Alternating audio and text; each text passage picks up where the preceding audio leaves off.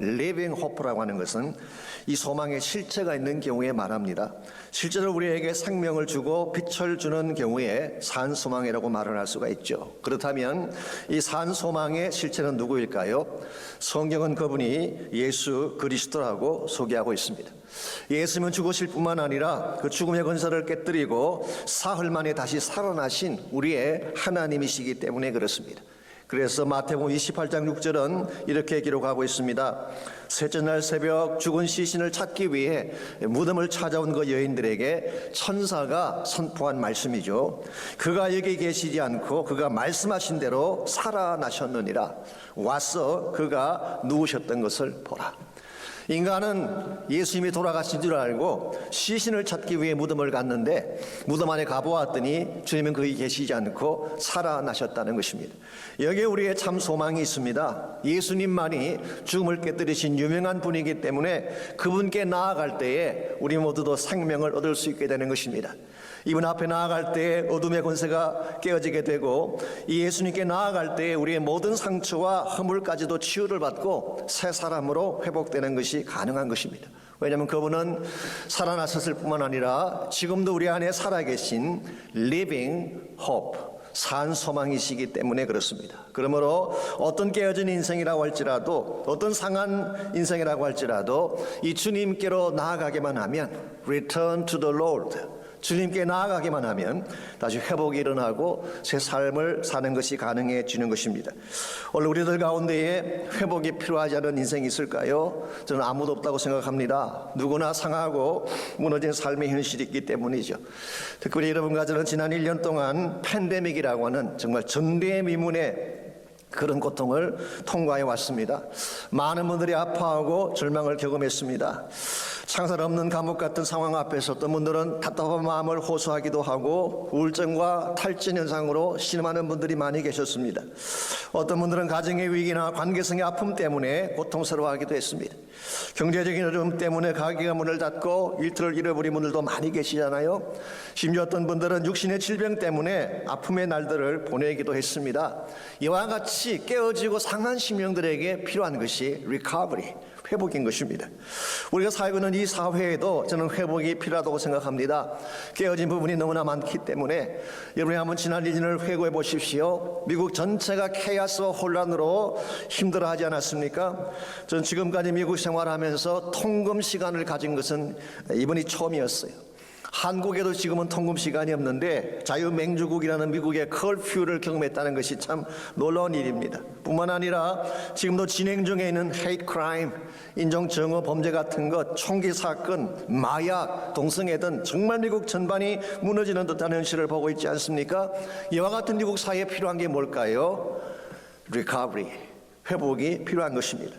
심지어 우리가 속해 있는 교회에도 회복이 필요합니다. 왜냐하면 언제부터인가 복음이 식어가고 영성이 침체되어져 가고 있기 때문에 하나님의 교회에도 회복이 필요한 것입니다. We all need recovery. 자, 문제는 이와 같은 회복을 우리가 다 얻어야 되는데 어디로 가야지 참된 회복이 가능하냐는 것입니다. 아무리 회복을 열망하고 소원한다고 할지라도 바른 회복의 원천을 찾지 못한다면 우리는 회복을 경험할 수가 없습니다. 우리 인생의 모든 침체와 절망을 깨뜨리고 여러분 삶 속에 참된 회복의 소망을 줄 수 있는 분이 누구일까요? 성경은 그분을 예수 그리스도라고 소개하고 있습니다. 말씀드린 것처럼 그분은 유일하게 사망 권세를 깨뜨리고 다시 사신 living Christ, 살아있는 하나님이시기 때문에 그렇습니다. 어떤 개인이건 어떤 민족이건 어떤 공동체이건 그분에게로 돌아가기만 하면 생기를 얻고 회복할 수가 있습니다. 여러분 가운데도 문제가 있는 분들, 고통의 현장에 계신 분들 혹시 있다면 오늘 아침 부활하신 예수님 꼭 만나시기를 바랍니다. 그분께 돌아가기만 하면 그분이 우리에게 참된 회복을 주실 수 있기 때문에. 자, 그렇다면 우리 모두가 회복이 필요한데 참 소망 되신 주께로 돌아가서 회복을 누리려면 무엇이 필요할까요? 그리고 그때 우리가 누리게 될 축복은 구체적으로 어떤 것들일까요? 오늘 주신 본문을 중심으로 이것을 함께 정리해 보려고 합니다. 오늘 본문의 말씀은 호세아서의 마지막 결론 부분이죠. 호세아서를 지금까지 같이 우리 다뤄왔는데 전반적인 주제, 이걸 컨트롤링 펄포스라고 말합니다. 이 호세아서 전반을 흐르고 있는 주제는 하나님의 언약이었습니다. 그리고 이 언약의 밑바탕에는 하나님의 무조건적인 사랑이 담겨져 있죠. 사실 하나님이 이스라엘을 선택한 것은 그들이 잘나고 강대한 국가이기 때문이 아니었습니다. 그들은 애굽의 종살이하던 노예 아니었습니까? 근동 지역에서도 가장 미약하고 숫자적으로 작은 민족이 이스라엘이었습니다. 그래도 불구하고 하나님은 그들을 마치 존귀한 신부같이 여기고 아내로 맞이했습니다. 근데 그들은 어떻게 했나요? 고멜과 같이 하나님을 저버리고 우상을 선택한 것입니다. 그렇다면 마땅히 버려야 되고 마땅히 심판해야 되는데 하나님은 그들을 버릴 수가 없습니다. 왜냐하면 사랑하기 때문에. 그래서 정말 혹독한 심판에 대한 말씀을 반복하셨지만 하나님의 본심은 어떻게 했는지 그들을 건지시고 싶어 하셨어요. 그래서 오늘 1절 말씀 보시면은 하나님은 다시 한번 선지자를 통해서 그들에게 호소를 하고 있습니다. 그리고 이 호소는 maybe 마지막 호소일 가능성이 많습니다. 1절 말씀 봅니다. 이스라엘아 네 하나님 여호와께로 돌아오라. 내가 불의함으로 말미암아 엎드려졌는지라. 여기 마지막 호소가 뭔가요? Return to the Lord. 여호와께로 돌아오라고 하는 것입니다. 자, 왜 호세아는 주께로 돌아오라고 그렇게 호소하고 있는 것일까요? 1절 하반부가 그 이유를 설명해 주고 있습니다. 내가 불의로 말미암아 엎드려졌기 때문이다. 이게 엎드려졌다는 말은 downfall, 붕괴했다 그런 뜻입니다. 킹 제임스 버전은 thou hast fallen. 이 fallen이란 말은 넘어졌다, 망했다 그렇게 번역할 수 있는 단어입니다. 이것은 그들의 상태가 죽은 자와 같다는 뜻입니다. 그 모양은 화려하고 활발하게 움직이니까 살았다고 말할 수 있는지 모르지만 실상은 죽은 자들이 이스라엘이었어요. 왜냐하면 하나님과 단절되어 있었기 때문에. 여러분 여기 기억해야 될 중요한 진리가 있습니다. 어떤 개인이든 하나님과 단절되면 죽은 상태예요. 어떠한 단체나 어떠한 민족이든지 하나님과 단절되면 죽은 민족이에요. 생명의 근원이 하나님께 있기 때문에 그렇습니다. 저는 교회도 마찬가지라고 생각을 합니다. 하나님과 단절되면 죽은 교회가 되는 것입니다. 요한계시록 3장에 보시면 사대교회가 나오죠. 사대교회를 향한 책망의 말씀이 뭔가요? 너가 살았다는 이름은 가졌으나 죽은 자라고 했어요. 그 모양은 멀쩡한데 그 속을 들여다보니까 하나님이 안 계셨어요. 하나님이 기뻐하지 않는 것들로 꽉 차 있었어요. 이와 같이 정말 하나님을 떠나갔기 때문에 죽은 자들, 하나님을 떠나갔기 때문에 소망 없이 무너진 자들에게 너희들이 살 길이 뭐라는 것입니까? Return to the Lord. 주께로 돌아오라고 하는 것입니다. 여러분과 제가 주님께로 돌아가기만 하면 주님은 여러분과 저에게 새로운 축복을 주실 수가 있습니다. 그분은 우리의 산 소망이시기 때문에 그렇습니다. 자, 그렇다면 어떻게 하면 우리가 주님께로 돌아갈 수가 있을까요? 2절과 3절을 보시면은 주님께로 돌아갈 수 있는 방법을 소개하고 있습니다. 2절 3절입니다. 너는 말씀을 가지고 여호와께로 돌아와서 아뢰기를 모든 불의를 제거하시고 선한 발을 받으소서. 우리가 수송아지를 대신하여 입술에 열매를 주께 드리리이다. 여기 말씀이라는 표현이 나오는데 이 말씀은 하나님의 말씀을 의미한다기보다는 우리 입술로 고백하는 고백을 말한다고 하는 것이 좋습니다. 그래서 영어 성경 보시면은 Bring your confessions, 너희들의 자백을 가져오라 그렇게 번역을 했습니다. 그래서 오늘 성경은 입술의 열매를 주께 드린다고 그렇게 표현한 것입니다. 자, 우리가 주님께로 돌아가는 첫 번째 스텝은 뭐라는 것입니까? 우리의 입술로 죄를 자백하는 것입니다. 주님 잘못했습니다. 죄인입니다. 용서해 주십시오. 우리가 하나님께로 돌아가는 첫 번째 단계는 입술로 자백을 하는 것입니다. 이것만으로 충분하지가 않습니다. 3절 말씀 보시면은 우리가 주님께로 돌아가는데 필요한 두 번째 단계가 나와 있습니다. 그것은 삶의 방향을 터나는 것입니다. 3절 우리가 아수르의 구원을 의지하지 아니하며 말을 타지 아니하며 다시는 우리 손으로 만든 것을 향하여 너희는 우리의 신이라 하지 아니하오리니 이는 고아가 주로 말미암아 긍휼을 얻었음이니이다 할지니라. 그동안 아수르를 향해 손을 내밀었는데 더 이상 아수르를 의지하지 않겠다는 것입니다. 그동안 손으로 만든 우상을 신이라고 경배를 했는데 더 이상 우상에게 절하지 않겠다는 것입니다. 쉽게 정리하면 세상을 향했던 나의 마음, 이 금송아지를 향했던 나의 마음을 돌이켜서 주님께로 나가겠다는 것이죠. 이것을 우리는 회개라고 부르는 것입니다. 회개라고 하는 것은 방향을 바꾸는 것입니다. 내 삶의 디렉션을 주께로 향하는 것입니다. 나의 마음의 방향을 주님께로 돌리는 것입니다. 이와 같이 이스라엘 백성이 주께로 돌아오게 되면 하나님 어떤 축복을 그들을 향하여 주실까요? 5절 말씀 보시면 나와 있습니다. 그가 백합화와 같이 피겠고 레바논 백향목같이 뿌리가 박힐 것이라고 했어요. 다시 예전의 영광과 예전의 아름다움을 회복하고 백향목처럼 뿌리가 견고한 나라로 세우시겠다는 것입니다. 사실 그동안 이스라엘은 불모지와 다를 바가 없었습니다. 하나님을 떠나갔기 때문에 그래요. 죄악 때문에 생명의 근원이 끊어졌기 때문에 이스라엘은 황폐한 불모지와 같았습니다. 에스겔의 표현을 빌리자면 생기를 잃어버린 마른 뼈다귀가 이스라엘의 현주소였습니다. 근데 하나님 말씀하시기를 다시 꽃이 피어나고 새 생명의 열매가 맺힐 것이다 라고 말씀하고 있어요. 어떻게 했을 때에? 주께로 돌아갔을 때. Return to the Lord. 저는 여기에 부활의 생명력이 있다고 생각을 합니다.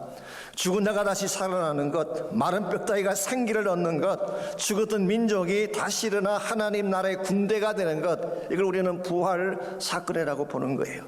그렇다면 이 부활의 실체는 누구일까요? 오늘 본문을 비롯해서 구약 성경이 예고하고 있는 모든 부활 사건의 주인공은 누구일까요? 바로 예수 그리스도이십니다. 지난주일 설교 때 제가 소울의 권세에서 우리를 속량하신 것이 예수님의 십자가였다고 소개를 해드렸는데요. 오늘 본문에서 메마른 땅에 백합꽃을 피게 할 능력, 이게 바로 부활하신 예수님의 생명력이라고 부를 수가 있습니다. 실제로 예수님은 지금부터 2000년 전에 무덤에 갇히셨어요. 십자가 체형을 당하시고 죽으신 것입니다. 그랬는데 셋째 날 무덤을 깨고 부활하셔서 지금도 살아 계십니다. 그리고 다시 오셔서 온 땅을 회복하시고 하나님 나라를 세우실 산 소망이 예수 그리스도인 것입니다.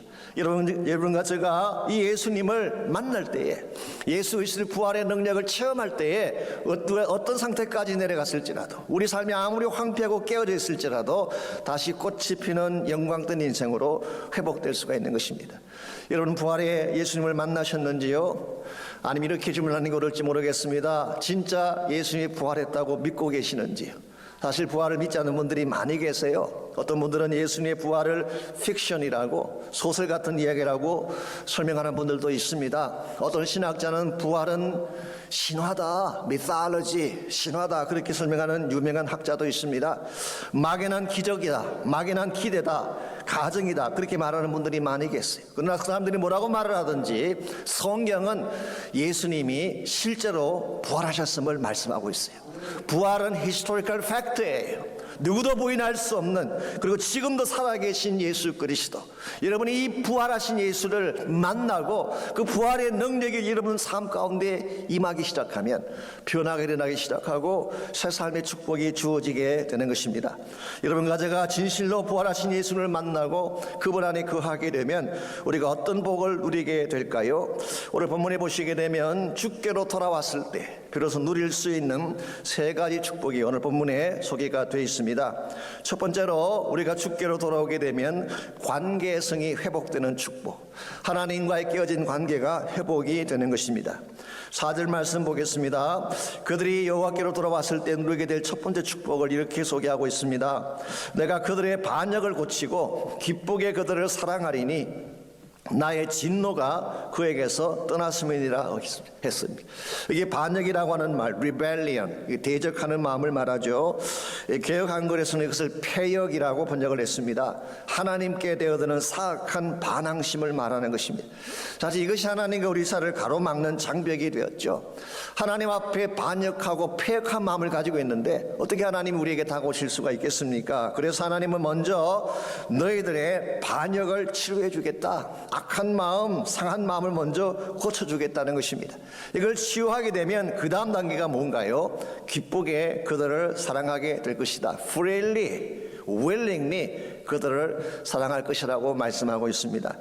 사실은 하나님의 사랑은 언제나 흐르고 있었죠. 항상 거기에 계셨습니다. 그런데 그들의 죄악 때문에 그 사랑이 막혀 있었던 것입니다. 근데 이제 그 죄악을 처리하고 나면 다시 하나님의 사랑이 흐를 것을 약속한 것입니다. 여러분, 우리 심령 가운데에 하나님의 사랑이 임하고 이 사랑을 누리며 산다는 것이 얼마나 큰 축복인지 아십니까? 사실 우리 인생의 모든 문제는 이 사랑의 결핍에서 온다고 말할 수가 있어요. 자녀들이 빗나가는 것, 사랑의 결핍 때문입니다. 자존심이 상실되고 쉽게 상처받는 것, 사랑의 결핍 때문에 그런 것입니다. 이런 의미에서 다른 모든 것을 다 가져도 사랑이 없으면 고아가 되는 것입니다. 항상 고독하고 외롭고 버림받은 존재처럼 살게 되는 이유, 이게 바로 사랑 없는 인생의 현실입니다. 실제로 오늘 본문의 이스라엘 백성이 그동안 그런 모습으로 살아왔던 것 같습니다. 3절 하반부를 잠깐 보시면 그들이 아스루와 우상 숭배에서 돌아서면서 이런 고백을 했습니다. 이는 고아가 주로 말미암아 긍휼을 얻어매니이다. 영어 성경 보시면은 In you alone, 당신 안에만, 주님 안에만 the fatherless find compassion. 이 fatherless라고 하는 것이 바로 고아를 말하는 것입니다. 아버지 없는 자가 그때 비로소 참 사랑을 발견하게 된다. 이런 고백을 했어요. 그동안 이스라엘 백성은요, 철없는 어린아이처럼 아수르를 따라다녔습니다. 그리고 이방 신들을 섬기며 살아왔죠. 그랬는데 정말 그들이 어려운 일을 당할 때에 그들이 이스라엘을 도왔나요? 이스라엘을 품어주고 상처를 치유해 주었나요? 그렇지 않았습니다. 아수르를 포함해서 모든 이방 땅에 있는 신들은 압제하는 자들이었어요. 탈취하는 자들이었어요. 오히려 그들을 짓누르던 것입니다. 이와 같이 하나님 떠난 가운데에 탈취당하고 짓눌리고 빼앗기던 이스라엘 백성이 주님께 돌아와 보니까 주님 안에 그들이 그토록 갈망하던 사랑이 있더라는 것입니다. 이게 대단한 축복입니다. 여러분, 세상은 여러분과 저에게 참 사랑을 줄 수가 없습니다. 세상이라고 하는 것은 아신 대로 조건적인 사회 아닙니까? 이익 따라 움직이는 사회 아닙니까? 우리에게 진정한 차원의 사랑을 줄 수가 없는 것입니다. 여러분이 그래서 세상 믿고 따라다니게 되면 언젠가 상처받을 수밖에 없는 것입니다. 그러나 하나님은 다릅니다. 우리 연약함을 아시고 우리의 부족함을 아시고 우리를 꼭 챙겨주시는 하나님, 어떤 상황이 벌어져도 우리의 손을 놓지 않고 책임져 주시는 분이 바로 여러분과 저를 사랑하시는 하늘 아버지이십니다. 그러므로 여러분이 이 하나님 아버지 사랑 안으로 들어와야지, 이 사랑을 실제로 체험해야지 상실했던 모든 것들을 회복하고 참된 차원의 행복을 갖게 되는 것입니다. 여러분 잘 아시는 영화 중에 닥터 지바고라는 영화가 있었죠. 이 닥터 지바고라는 것은 원래 원작자는 러시아 사람인데 주연 배우 오마 샤리프는 이집트 사람. 영화를 제작한 나라는 미국이었어요. 특이한 영화인데요, 엄청난 대작이었죠. 이 영화의 마지막 장면을 보면은 이 장군과 타냐라고 하는 어린 소녀가 대화하는 장면이 나옵니다. 장군이 묻습니다. 어떻게 하다가 아버지와 헤어지게 되었느냐? 그때 타냐가 대답을 합니다. 혁명의 와중이라 거리는 불이 나고 혼자 반 통에 그만 아버지를 잃어버렸습니다. 그때 장군이 타냐를 다고칩니다. 헤어지게 된 진짜 이유를 말이야. 그러자 타냐는 차마 입 밖에 내놓고 싶지 않았던 말을 토해내게 됩니다. 사실은 아버지가 손을 놓아버렸어요. 이 말을 들은 장군이 타냐에게 말을 하죠. 내가 너에게 사실을 가르쳐주마. 코마로프는 내 친아버지가 아니었단다.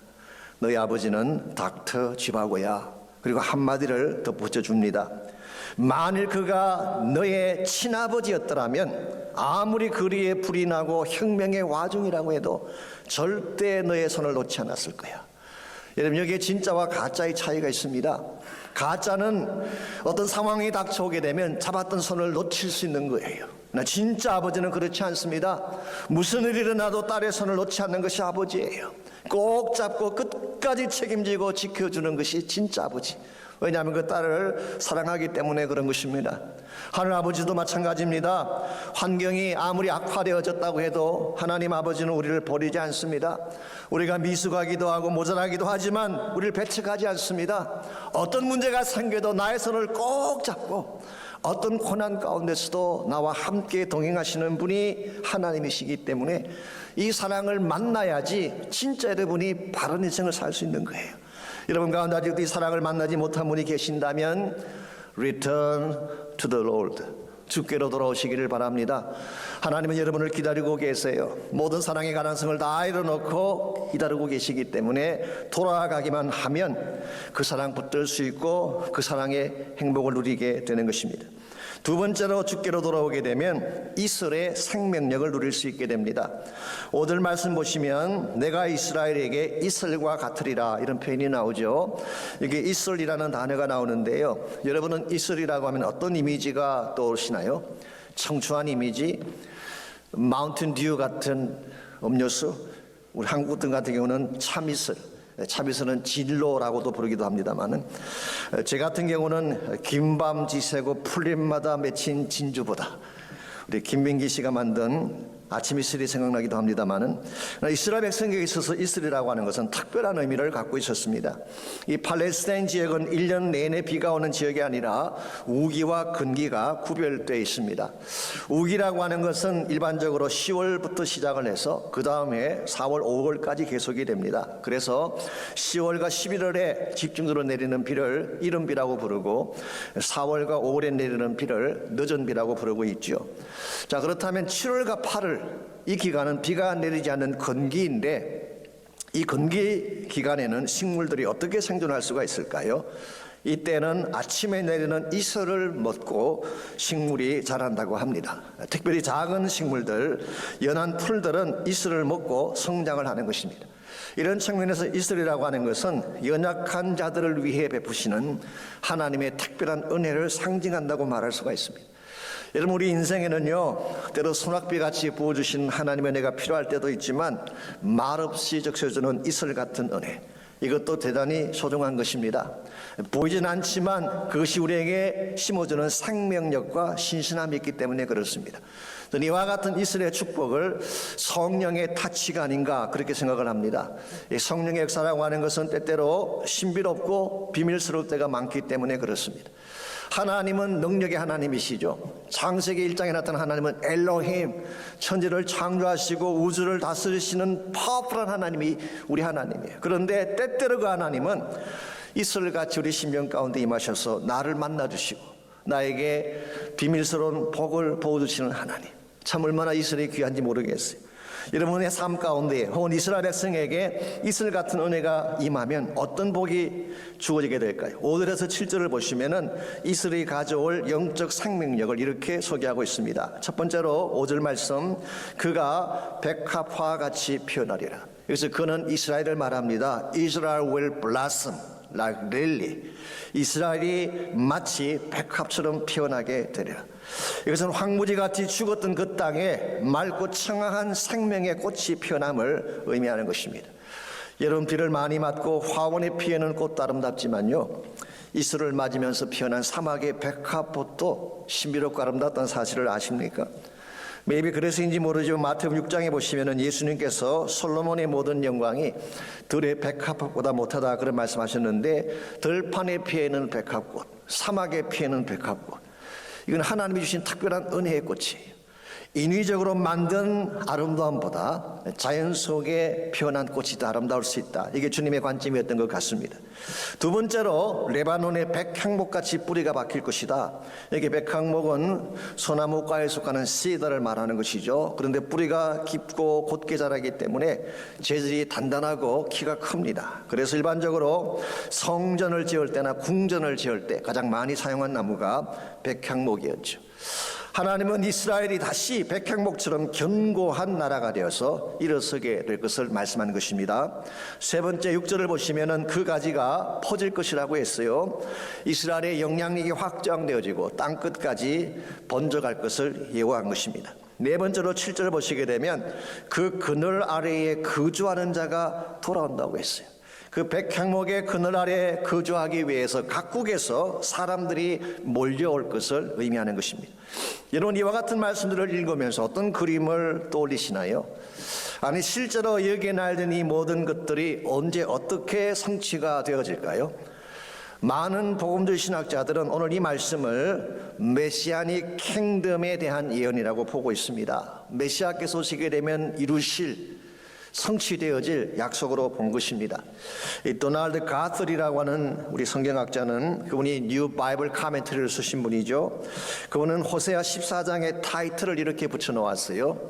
The Gospel of Grace, 은혜의 복음, 그리고 The Beauty of New Ephraim, 새 에브라임의 아름다움, 그렇게 타이틀을 붙였습니다. 이것이 의미하는 바가 뭘까요? 오늘 이 말씀은 단순히 이스라엘 백성만을 위한 말씀이 아니라는 거예요. 장차 예수님께서 오시게 되면 실제로 이루어지게 될 복음의 나라 역사를 예고한 것입니다. 여러분, 우리는 여기에서 장차 일어날 부흥의 생활을 볼 수 있어야 됩니다. 복음의 꽃이 피어나고 사랑의 향기가 온 땅을 진동하면서 마치 길게 뻗어나가는 가지처럼 열방을 향해 하나님 나라가 이루어지는 꿈을 볼 수 있어야 돼요. 그래서 온 열방이 주께로 돌아와서 춤추며 찬양하는 그날을 바라보면서 달려가야지 우리가 바른 사람으로 쓰임받게 되는 것입니다. 이와 같이 찬란한 영광이 된 회복이 바로 오늘 본문에 주께로 돌아갔을 때 하나님이 주실 축복인데요. 그런데 이와 같은 모든 축복은 우리 힘만으로 이루어지지 않습니다. 어떻게 할 때 이런 축복의 열매가 가능할까요? 주께로 돌아왔을 때, Return to the Lord. 주님께로 돌아오게 되면 주님이 우리에게 아침 이슬 같은 성령의 복을 부어주시고 우리 속 심령 속에서부터 생명의 꽃이 피어나게 하고 복음의 영향력이 회복되게 하고 다시 열방을 향해 뻗어나갈 수 있도록 변화를 주는 거예요. 저는 교회가 회복되는 길도 여기 있다고 생각합니다. 단순히 외모를 꾸미고 프로그램을 조정한다고 교회가 회복되는 것이 아니라 성령이 임해야 돼요. 이슬 같은 성령이 우리 온 교회당을 적시기 시작할 때에 예배도 회복이 되고 삶도 회복이 되고 복음의 역사도 일어나게 되는 것입니다. 오늘 많은 한국 교회가 침체기를 겪으면서 좀 비관적인 생각하는 분들이 많이 계세요. 이젠 끝났다, 이제 희망이 없다, 그렇게 비관적으로 평가하는 분들이 계시는데요. 저는 이와 같은 자세가 제 개인적으로는 바람직하지 않다고 생각을 합니다. 왜냐하면 복음의 역사는 얼마든지 다시 일어날 수가 있기 때문에. 실제로 제가 지난달 생명의 삶을 보니까 터키에서 오신 선교사님 한 분에 대한 이야기가 있었어요. 일선에서 목숨 걸고 복음 전하다가 한국에 들어와 보니까 한국 교회 안에 패배의식이 가득 차 있더래요. 한국 교회는 끝났다, 이제 복음 전해도 소용이 없다, 이런 비관주의적인 사고가 꽉 차 있는데 이 선교사님 마음에 오기가 생기더래요.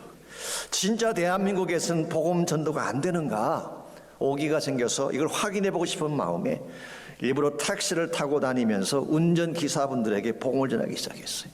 어떻게 됐을까요? 되더라는 것입니다. 복음 들은 그 운전기사분들이 눈물을 흘리면서 복음을 받아들이기도 하고, 심지어 어떤 분은 이렇게 말을 했다고 합니다. 자기 주변에 교회 다니는 사람도 많고 목사님들도 많이 계시는데 왜 자기에게 이런 복음을 전해주지 않았는지 모르겠다고. 여러분, 복음에 문제가 있는 게 아닙니다. 우리에게 문제가 있는 거예요. 복음은 예나 지금이나 똑같아요. 2000년 전에도 복음이고 지금도 스틸 복음이에요. 복음 안에는 하나님의 무조건적인 사랑이 있습니다. 십자가가 있어요. 복음 안에는 죽은 자도 살게 하는 부활의 능력이 있습니다. 여러분이 복음을 복음되게 하면 세상은 변하는 것입니다. 우리 힘으로 복음을 새롭게 만들 수 없지만 우리 안에 이슬 같은 성령이 임재하셔서 내 마음을 바꾸어 주시게 되면 다시 복음이 살아나는 거예요. 그때 교회가 회복이 일어나기 시작하고 참된 부흥의 아침이 시작이 되는 것입니다. 이와 같이 말라버린 인생, 절망한 인생이 주께로 돌아오게 되면 1차적으로는 하나님의 사랑을 누릴 수가 있게 됩니다. 두 번째는 이슬 같은 성령을 통하여 생기를 얻게 되고 회복을 갖게 되는 것입니다. 마지막 세 번째로 주께로 돌아오게 되면 상록수의 축복을 누릴 수가 있습니다. 이 말은 변치 않는 주님의 임재를 누리게 된다, 그런 뜻입니다. 8절 말씀 보겠습니다. 에브라임의 말이 내가 다시 우상과 무슨 상관이 있으리요 할지라 내가 그를 돌아보아 대답하기를 나는 푸른 잣나무 같으니 내가 나로 말미암아 열매를 얻으리라 하기라. 여기 보게 되면 나는 푸른 잣나무 같다, 하나님 자신을 푸른 잣나무라고 표현을 했는데요. 여기서 잣나무라는 이것은 여러분이 흔히 생각하는 그 잣나무가 아닙니다. 이 그린 파인 트리라고 번역을 했어요. 이 푸른 소나무를 말하는 것입니다. Good News Translation GNT 바이블은 이것을 이렇게 번역을 해놓았습니다. Evergreen tree, like an evergreen tree, I will shelter them. 마치 상록수와 같이 내가 그들과 함께 하리라. 이게 하나님의 약속이에요. 여러분, 상록수는 변함이 없는 나무입니다. 시즌에 상관없이 항상 푸르고 항상 그 자리에 서 있는 것이 바로 상록수인데, 우리 하나님이 그런 분이시란 뜻입니다. 하나님은 변함이 없으세요. 봄, 여름, 가을, 겨울 계절이 바뀌어도 언제나 푸른 모습으로 언제나 그곳에 서 계셔서 우리의 버팀목이 되어주시는 거예요. 솔직히 인간은 그렇지 않지 않습니까? 계절 따라 변하는 것이 인간의 속성입니다. 우리 인생에 봄날이 왔을 때는 많은 자들이 다가오지만요, 인생의 겨울이 찾아와 보세요. 떠나가는 것이 보편적인 인간의 모습이죠. 그래서 우리가 섭섭해하고 상처를 받는데, 하나님은 그렇지 않다는 것입니다. 왜냐하면 하나님은 evergreen tree, 우리의 상록수가 되시기 때문에, 우리가 잘났을 때도 거기 계시고 못 났을 때도 거기 계시고, 우리가 성공할 때도 거기 계시지만 이번 우리가 실패할 때도 하나님 여전히 거기 계시는 evergreen tree. 여러분, 이 상록수이신 하나님에게 여러분 삶의 거처를 두셔야지 무슨 일을 당해도 흔들리지 않을 수가 있습니다. 아무리 삶이 암담하게 변화되어져 가도 하나님께로 돌아가서 그분을 붙잡게 되면 하나님이 새 생명의 능력을 부어주시는 거예요. 하나님은 evergreen tree이시기 때문에. 제가 얼마 전에 받았던 이메일에 소개된 간증 한 편을 소개해드리고 말씀을 맺으려고 합니다. 여러분 잘 아시는 김의신 박사가 쓴 글인데요, 이분은 휴스턴에 있는 그 MD 앤더슨 암센터에서 오랫동안 정교수로 계시던 분 아닙니까? 이분이 그 암센터에서 일을 하는 가운데에 의학적으로 설명할 수 없는 케이스를 20번 이상 보았다는 간증을 하셨어요. 예를 들면 이런 것입니다. 어떤 환자를 병원에서 포기를 하고 더 이상 가능성이 없으니까 호스피스로 보냈습니다. 이것은 이제 죽음을 준비하라 그런 뜻이죠. 그랬는데 호스피스에 들어간 환자가 안 돌아가시는 거예요. 한 달이 지나고 두 달이 지나고 세 달이 지나가도 여전했어요. 이분이 난소암 4기 판정받은 여자분인데 혹시 검사가 잘못됐나 해서 다시 검사를 해보았더니 암은 그대로 있어요. 그런데 암이 활동을 안 하는 것입니다. 그래서 결국 이분이 18년째 살고 있는 케이스를 소개하셨어요. 저의 말이 아닙니다. 제가 하는 말이라면 혹시 뻥을 치나 그럴지 모르겠지만 암센터, 암 세계적인 전문가가 하신 말이기 때문에 신뢰해도 괜찮을 것입니다. 근데 이와 같은 기적적인 케이스를 경험하는 사람들에게는 공통점이 하나 있대요. 그게 뭐냐고 하면 이 환자들이 항상 하나님으로 가득 차 있다는 것입니다. 그의 생각, 그의 마음, 그의 모든 시간이 하나님으로 가득 차 있기 때문에 암을 생각할 틈이 없대요.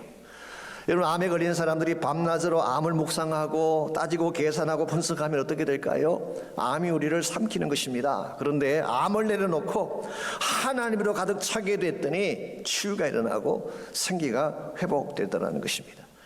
여러분들 무슨 일을 당하든지 문제에 집중하시면 안 됩니다. 문제에 집중하면 문제가 우리를 삼키는 것입니다. 근데 하나님께 집중하고 그분에게 모든 것을 내어드리게 되면 우리의 evergreen 되신, evergreen tree가 되시는 그 하나님이, 상록수이신 그 하나님이 생명의 능력을 부어주시고 우리 삶 가운데 새로운 소망의 아침이 열리게 하시는 것입니다. 그러므로 키는 뭐라고요? Return to the Lord, 주님께로 돌아가는 것입니다.